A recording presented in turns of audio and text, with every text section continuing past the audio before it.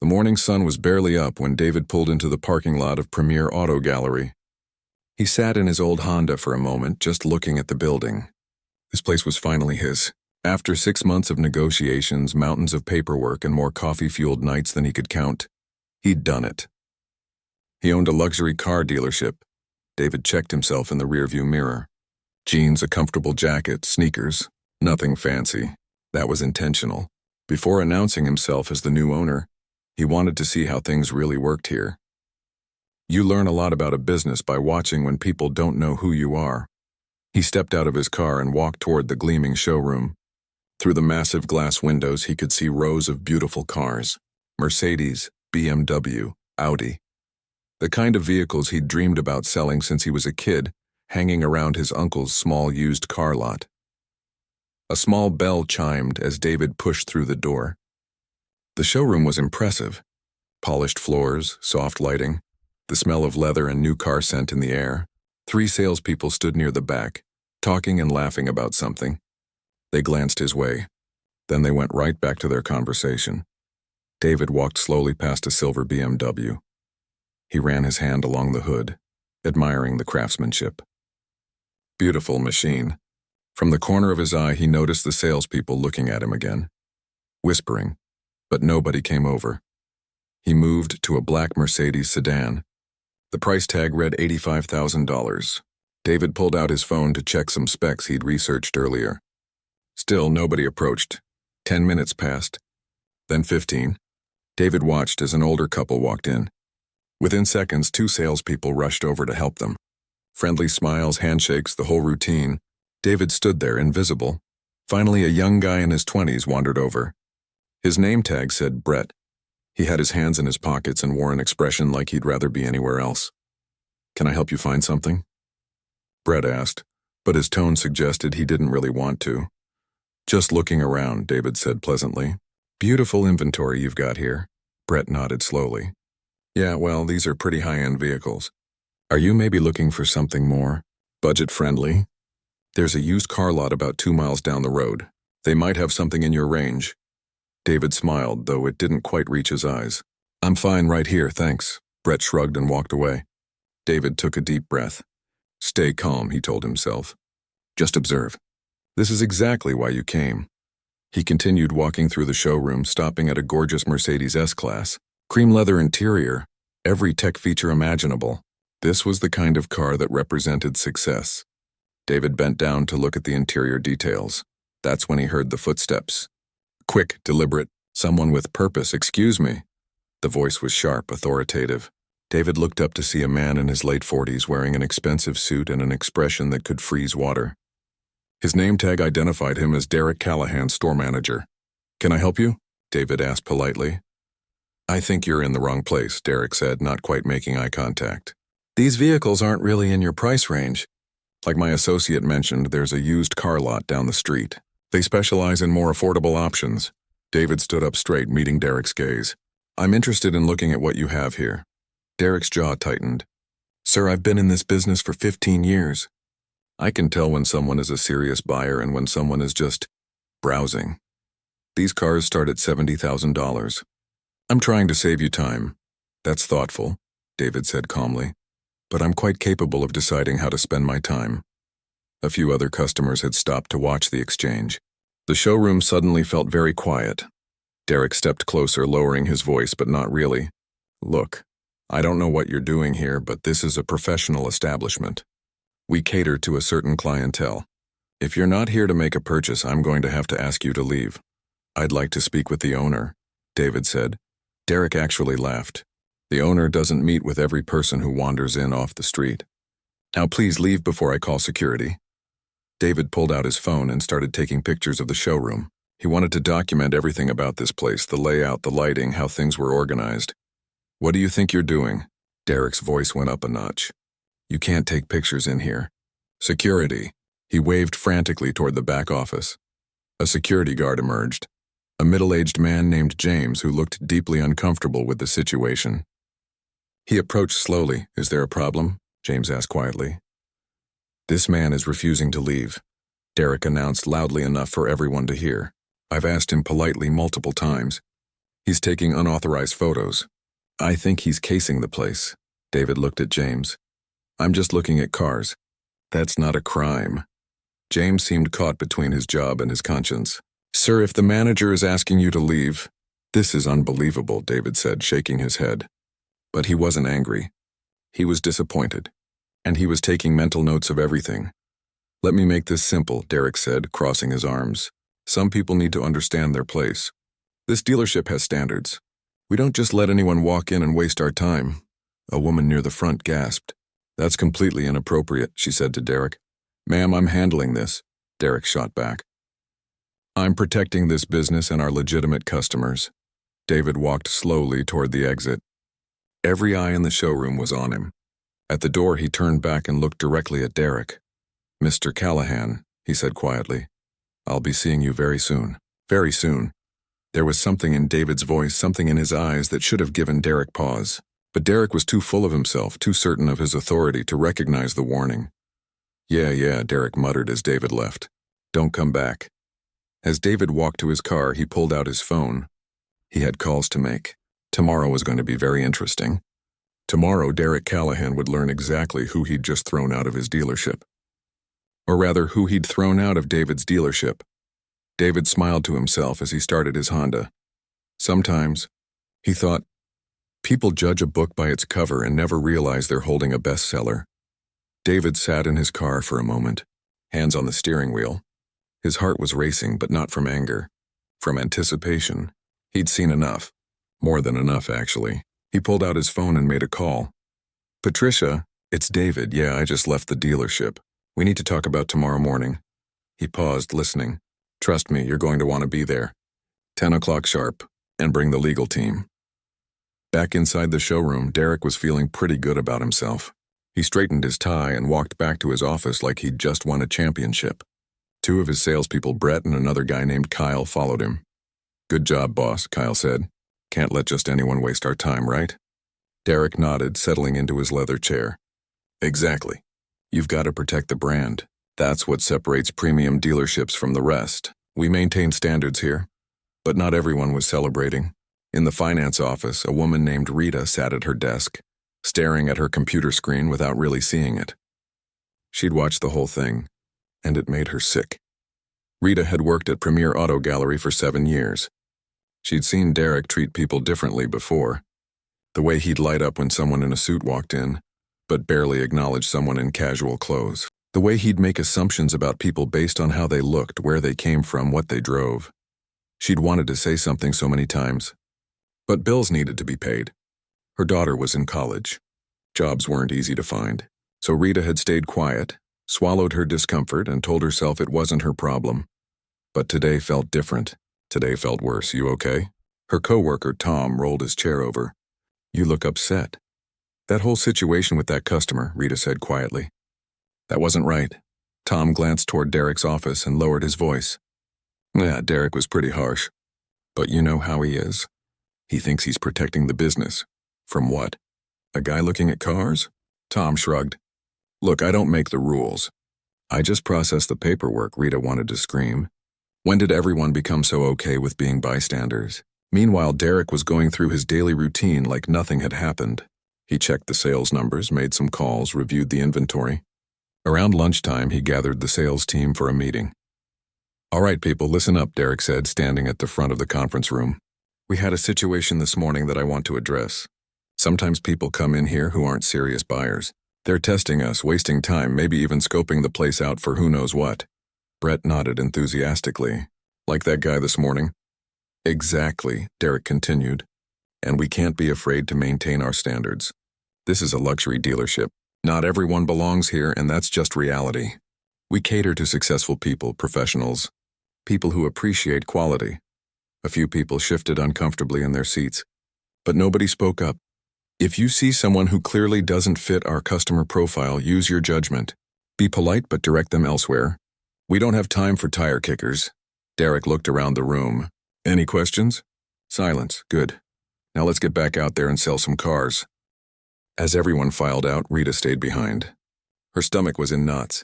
She walked up to Derek. Can I talk to you for a second? Derek checked his watch. Make it quick. I've got a call with corporate. That situation this morning, Rita started carefully. Don't you think maybe it was handled a bit roughly? Derek's expression hardened. Rita, you handle the financing. I handle the floor. That's how this works. I know, but the way you spoke to that man was trespassing on my time and my floor space. I did what needed to be done. Derek's tone made it clear the conversation was over. Now, if you'll excuse me. Rita walked back to her office feeling defeated. She wanted to do something, say something, but what? She was just the finance manager. Who would listen to her? The rest of the day passed normally. Cars were sold, deals were made, customers came and went. Derek left at 6, satisfied with another day of running a tight ship. That evening, David was at home making notes on his laptop. Everything he'd witnessed, every detail of the interaction. He wasn't doing this out of revenge. He was doing this because behavior like Derek's couldn't continue. Not at his dealership. Not anywhere. His wife Lisa brought him a cup of coffee. How are you feeling about tomorrow? David looked up. Honestly? I feel clear. This isn't about what he did to me. It's about what he's probably been doing to others for years. How many people walked out of that showroom feeling small? How many deals were lost because someone prejudged a customer? You're going to change things there, Lisa said, putting her hand on his shoulder. I'm going to try. The next morning, Derek arrived at the dealership at 8:30, same as always. He got his coffee from the break room, checked his emails, reviewed the schedule. Just another Tuesday. At 9:45, 3 black SUVs pulled into the parking lot. Derek glanced out his office window. What's this about? He muttered. Patricia Chen, the regional director, stepped out of the first vehicle. Behind her, 2 men in suits carrying briefcases. And then from the third vehicle, David emerged. Derek's coffee cup froze halfway to his lips. What the? He stood up, squinting through the window. No way. Patricia, David, and the legal team walked through the front entrance. The morning sales staff stopped mid-conversation, sensing something big was happening. Good morning, everyone, Patricia announced, her voice carrying across the showroom. I need all staff members in the conference room immediately. This is mandatory. Derek rushed out of his office, his mind racing. Who was that guy? Why was he with Patricia? This couldn't be what it looked like. It couldn't be, but the expression on David's face as their eyes met told Derek everything he needed to know. This was exactly what it looked like, and Derek's world was about to come crashing down. The conference room felt smaller than usual with everyone crammed inside. Salespeople, mechanics, finance staff, even the receptionist. They lined the walls, sat in chairs, stood in corners. The air was thick with nervous energy. Derek stood near the front trying to look confident, but his hands were shaking slightly. He shoved them into his pockets. Patricia Chen stood at the head of the table, her expression unreadable. The 2 lawyers flanked her, opening their briefcases and pulling out folders. And David stood to the side, calm and quiet, his eyes moving across the room. Thank you all for gathering on short notice, Patricia began. I know this is unusual, but we have important news to share. As of yesterday morning, this dealership is under new ownership. A murmur rippled through the crowd. People exchanged confused glances. Patricia gestured toward David. I'd like to introduce David Thompson. He is the new owner of Premier Auto Gallery. The room erupted. Gasps, whispers, shocked expressions. Brett's mouth literally fell open. Kyle looked like he might pass out. And Rita, standing in the back, felt her heart leap into her throat. Derek's face went white, then red, then white again. There must be some mistake, Derek said, his voice cracking slightly. I wasn't informed of any ownership change. Nobody told me anything. The sale was finalized 3 days ago, Patricia said calmly. The previous owner chose to keep it confidential until the transition was complete. That's his right, David stepped forward. I like to start my ownership by observing operations firsthand, to see how things really work when nobody knows who I am. Yesterday, I came to this dealership as a regular customer, to watch, to learn, to understand the culture here. You could have heard a pin drop. And what I saw, David continued, his voice steady but firm, was deeply concerning. Derek tried to interrupt. Now wait just a minute. Mr. Callahan, you'll have your chance to speak. Patricia cut him off. Right now you're going to listen. David pulled out his phone. I recorded my entire visit yesterday. With timestamps, clear audio, everything documented. He looked directly at Derek. You told me I was in the wrong place. that these cars weren't in my price range. You refused to let me speak with the owner, which is ironic considering I am the owner, and then you had security escort me out. I was doing my job, Derek protested, protecting the inventory, protecting the business. You can't just let anyone what, Derek? David's voice remained calm, but there was steel underneath. Anyone who doesn't look the way you think a luxury car buyer should look? Anyone who doesn't dress how you expect? Anyone whose appearance doesn't match your assumptions? Derek's face flushed. That's not what I meant. You're twisting this. Am I? David played a clip from his phone. Derek's voice came through crystal clear. Some people need to understand their place. This dealership has standards. Several staff members winced. Rita closed her eyes, remembering exactly how she'd felt hearing those words yesterday. I've been in the automotive business for 16 years, David said. I have an MBA from a top business school. I've turned around 4 failing dealerships and made them profitable. I've managed teams of over 100 people. And yesterday I was judged entirely on how I looked walking through that door. He paused, letting that sink in. But here's what concerns me even more. This isn't about me. I can handle disrespect. I've dealt with it before and I'll probably deal with it again. What concerns me is how many other customers were treated this way. How many people walked in here with money to spend, only to be dismissed, ignored, or insulted because they didn't fit someone's narrow definition of what success looks like. Brett shifted uncomfortably. Kyle stared at the floor. Several people wouldn't meet David's eyes. This dealership has been losing market share for 3 years, David continued. The previous owner was desperate to sell. And now I understand why. You can't build a successful business on prejudice and assumptions. Derek found his voice again. This is ridiculous. I've been the top manager in this region for 5 years running. My numbers speak for themselves. You're making this about something it's not. Your numbers? Patricia spoke up now. Derek, your customer satisfaction scores are the lowest in the entire region. We get complaints about this dealership monthly. And when corporate reviewed those complaints, guess what we found? A pattern, a very specific pattern of certain customers being treated differently than others. Derek's confident expression cracked. That's not true. You can't prove that. One of the lawyers spoke for the first time. Actually, we can.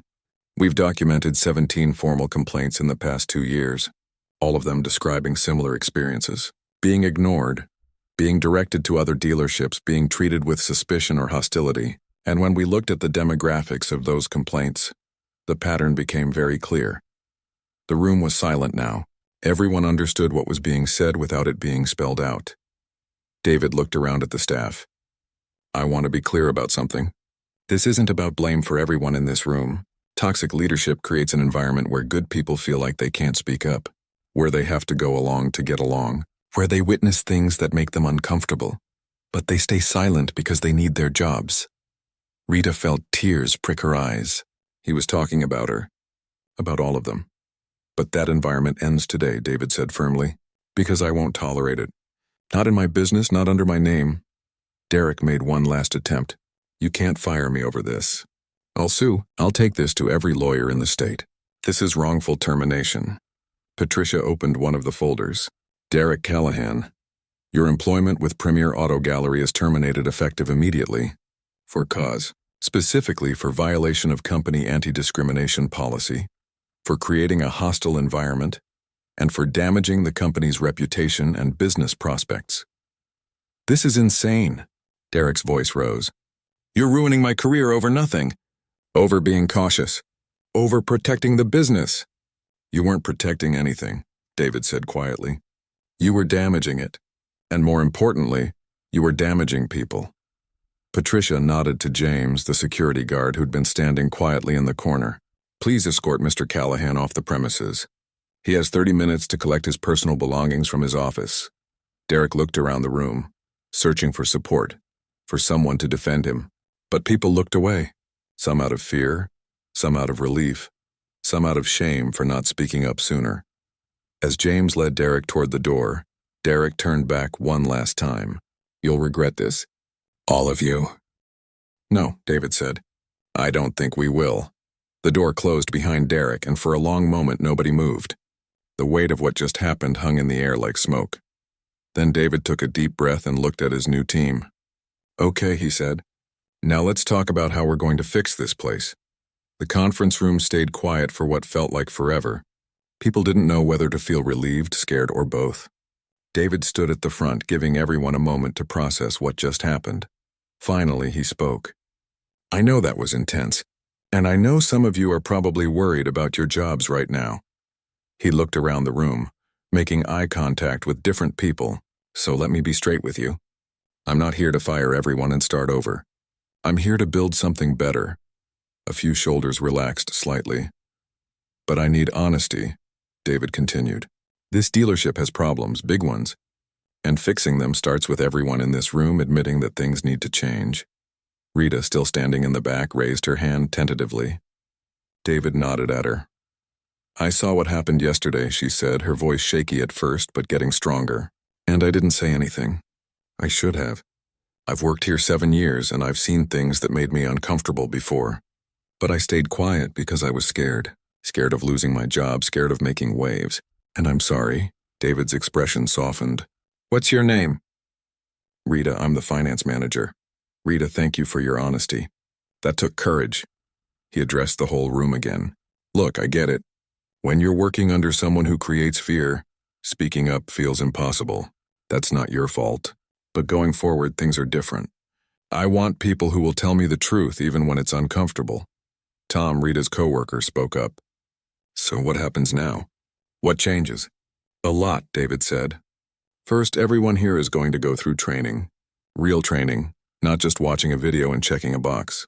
We're bringing in professionals to talk about unconscious bias, customer service, and what it really means to serve all customers with respect." Brett, the young salesman who'd first approached David yesterday, looked nervous.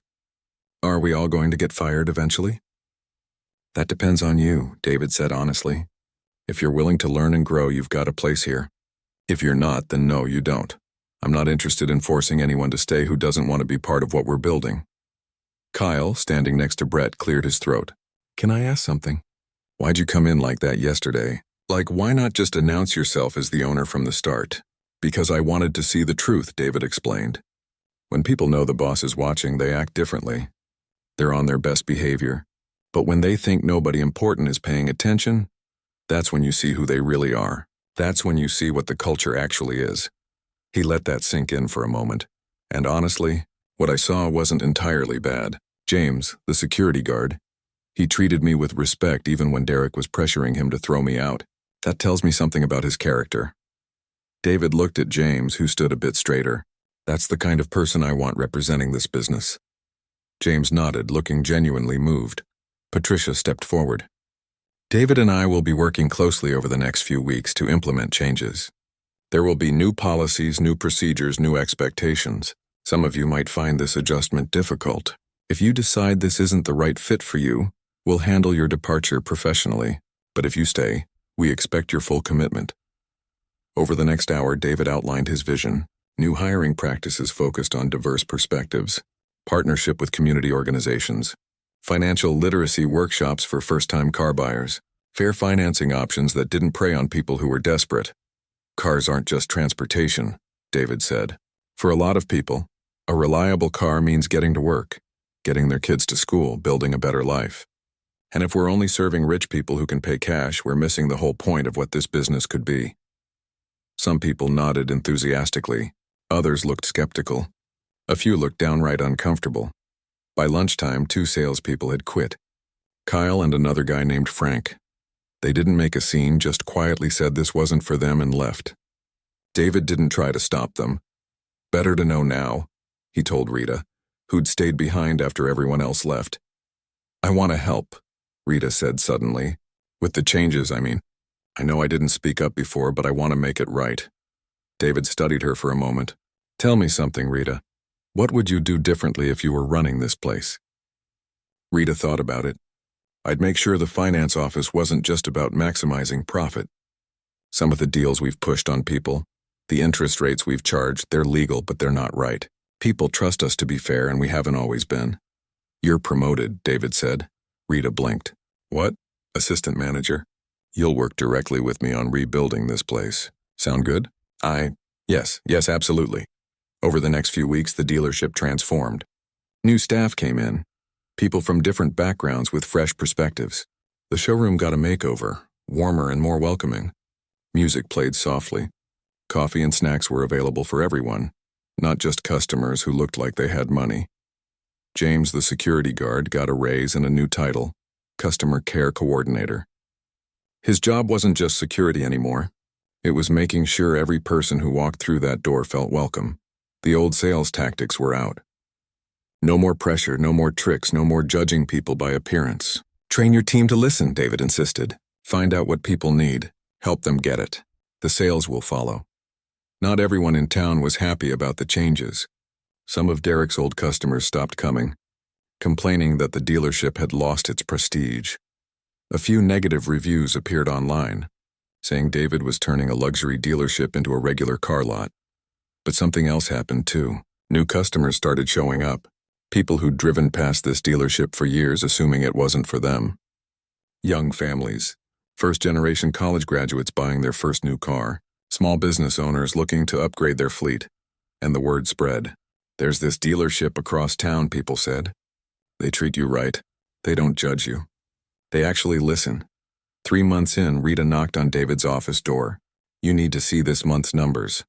David looked up from his computer. Good or bad? Good, really good. We're up 23% from this time last year. David smiled. The right way works, Rita. It always does. It just takes patience.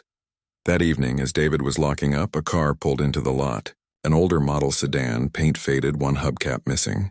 A teenage kid got out, nervous as anything, followed by his parents. Through the window, David watched as James greeted them warmly.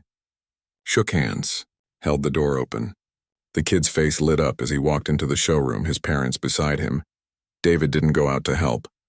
James had this. The team had this. That was the whole point. He grabbed his keys and headed to his own car. Tomorrow he had meetings about expanding this model to other dealerships. But tonight he'd just enjoy this small victory. Change wasn't easy, but it was happening. One customer, one honest conversation, one fair deal at a time. 6 months had passed since that tense morning in the conference room. Premier Auto Gallery looked different now. Not just the physical space, though, that had changed too. The whole energy was different. People smiled more, laughed more, actually seemed happy to be at work. David sat in his office reviewing the quarterly report. The numbers were solid, better than solid, actually. But numbers were only part of the story. Rita knocked and poked her head in. Got a minute? There's something you should see. Always. What's up? The local news is here. They want to do a story about the dealership. About the changes we've made, David sighed. I don't know, Rita, we're not doing this for publicity. I know. But maybe it's good. Maybe other businesses need to see that doing the right thing actually works. She had a point. All right. Give me 5 minutes. The reporter was a woman named Jennifer, mid-30s, professional but friendly. Her cameraman sat up in the showroom while she chatted with David. So tell me, Jennifer said once they were rolling, what made you decide to completely overhaul how this dealership operates? David thought carefully about his answer. I realized that a lot of businesses lose sight of what really matters. They focus on profit margins and forget about people. But here's the thing. When you actually care about people, when you treat them with respect and dignity, the profit takes care of itself. That's a nice sentiment, Jennifer said, but isn't there a risk? Don't luxury brands rely on exclusivity? Luxury and exclusivity aren't the same thing, David replied. Luxury is about quality, craftsmanship, excellence. Exclusivity is about keeping people out. We kept the luxury, we dropped the exclusivity. Jennifer interviewed several staff members next. Rita talked about the culture change. James shared how his role had evolved. Even Brett, who'd stayed and grown tremendously, spoke about unlearning old habits. I used to think I could tell who had money just by looking at them, Brett admitted on camera. I was wrong, a lot. I've learned that everyone deserves respect, regardless of what they're wearing or what they're driving. And honestly, I'm a better salesman now because of it. After the crew left, David was heading back to his office when he saw a familiar car pull into the lot. His chest tightened. That was Derek's old Mercedes. Derek got out looking thinner than before. His suit was wrinkled. He stood there for a moment, staring at the building before slowly walking toward the entrance. James noticed him first. Mr. Thompson? Derek's here. I see him. It's okay, James. Let him in. Derek walked through the showroom like a ghost visiting his old haunts. His eyes moved over the changes. New furniture, new artwork, happy employees. Everything he'd built was gone, replaced by something he didn't recognize. "Hello, Derek," David said, approaching calmly. "David." Derek's voice was quiet. "Can we talk? Just for a few minutes?" They went to David's office. Derek sat down heavily in the chair across from the desk. He looked exhausted. "I've been wanting to come here for months," Derek started. "But I didn't have the courage." David waited, letting him continue. "I lost everything. My job, obviously. But then my wife left me. Said she couldn't look at me the same way after what happened. My kids barely talk to me. I've applied to 43 dealerships in 3 states. Nobody will hire me. The story got around?" "I'm sorry to hear that," David said, and he meant it. Derek looked up, surprised. "You're sorry? I treated you terribly. I humiliated you. And you're sorry for me?" "I'm sorry you're suffering. That doesn't mean what you did was okay." "Those are 2 different things." Derek nodded slowly. "I've had a lot of time to think. Too much time, maybe. And I realized something. I spent my whole career judging people, making assumptions, treating people like they were less than me. And I told myself I was just being professional, just doing my job, just maintaining standards." He paused. "But the truth is I was scared." "Scared of what?" "Of being ordinary. Of not being special. So I created this whole system where I got to decide who belonged and who didn't. It made me feel powerful. Important." Derek's voice cracked. "And it made me a terrible person." David leaned back in his chair. "So why are you here, Derek? What do you want from me?" "Nothing. I don't want anything. I just needed you to know that I'm sorry. Really genuinely sorry. Not because I lost my job or my family. I'm sorry because what I did was wrong. You deserved better. Every person I ever judged or dismissed or insulted deserved better." For a long moment, David didn't speak. He looked at the man across from him, broken and humbled, and thought about his grandfather. His grandfather who'd worked as a janitor his whole life but treated every person with dignity. Who'd faced discrimination constantly but never let it make him bitter. "I accept your apology," David finally said. "And I hope you find peace, Derek, I really do." Derek stood up, wiping his eyes. "Thank you. That's more than I deserve." He turned to leave, then stopped. "You've done something good here. I can feel it. This place is better without me. This place is better without who you were," David corrected gently. "But people can change. You're proof of that." After Derek left, David sat alone in his office for a while. Forgiveness was complicated. It didn't erase what happened. It didn't mean pretending everything was fine. But it did mean refusing to let someone else's mistakes turn you into something bitter. Rita appeared at his door. "You okay?" "Yeah, just processing." He smiled. "You know what? Let's do something. That community program we talked about, the one helping young people buy their first cars, the one where we teach financial literacy and offer special financing. That one. Let's launch it next month, and let's name it after my grandfather. He always believed everyone deserved a fair shot." I love that idea. 3 weeks later, the program launched. 15 young people showed up to the first workshop. They learned about credit, budgeting, negotiating, and when they were ready, Premier Auto Gallery helped them get their first vehicles at fair prices with honest terms. One of those kids was named Chris, 17, working 2 jobs to help his mom with bills. When David handed him the keys to a reliable used sedan, the kid literally cried. "I can get to work easier now," Chris said, "and my mom won't worry so much." "That's what this is about," David told him. Helping people build better lives. As the sun set that evening, David stood in the parking lot watching Chris drive away carefully, his whole future ahead of him. The dealership glowed behind him, warm light spilling through the windows. His phone buzzed.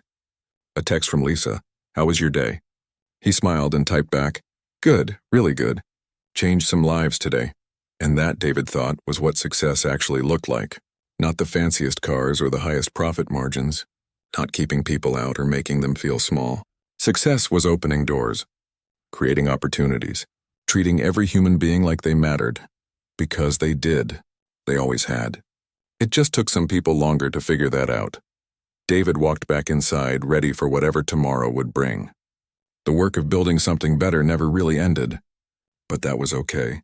Some things were worth the effort.